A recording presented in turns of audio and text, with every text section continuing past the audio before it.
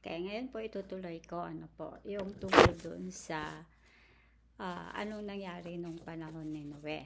Anong nangyari sa mga masasamang tao, sa mga anghel na nagkatawang tao para lang maksipag-asawa sa mga babae, mga anak na babae ng tao. So, nung dumating nga po yung baha, nagkaroon ng tectonic plates movement. Paano po ba ito? Yung tectonic plates movement mo, parang yan, parang sa bahay natin, di ba, yung mga tiles ng bahay natin, kung sino man yung mga may tiles dyan, makikita mo dugtong-dugtong, nung nakalapat ng dugtong-dugtong. Ngayon, nung panahon ng baha, nung binuhos ng Diyos ang karagatan ng langit dito sa lupa,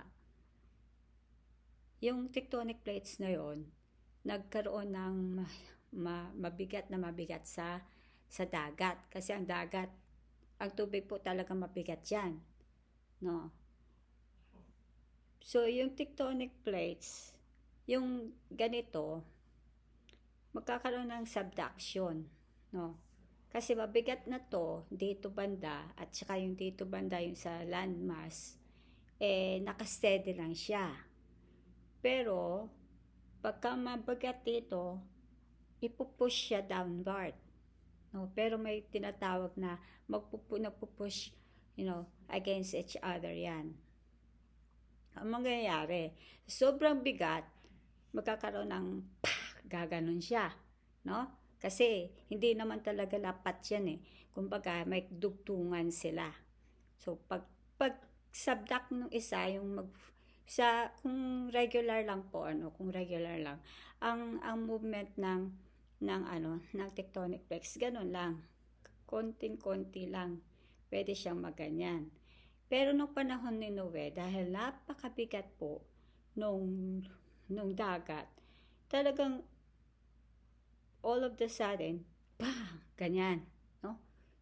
Bumaba siya talaga sa ilalim at sudden na tinatawag, yung biglaan. Kaya anong mangyayari? It will cause tsunami. Magkakaroon ng tsunami yan.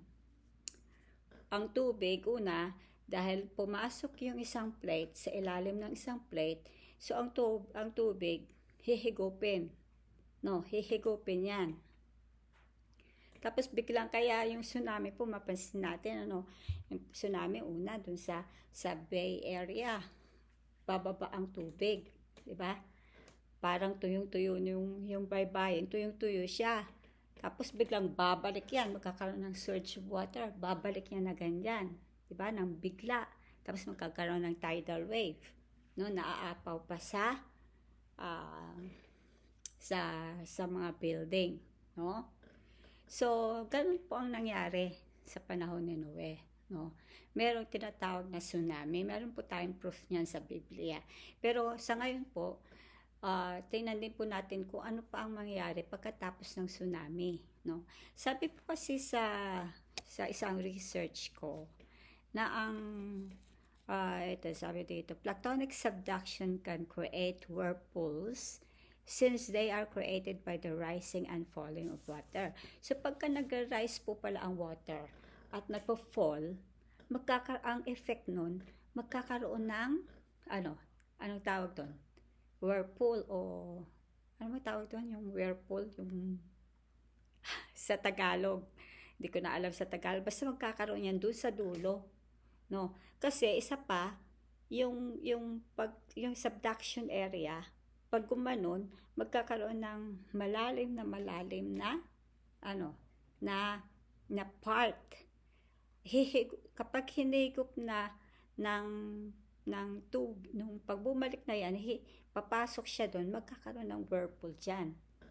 Hanggang sa mahigop siya pa ilalim. No? So, ganun ang nangyayari kapag nagkaroon ng sudden tectonic subduction, no?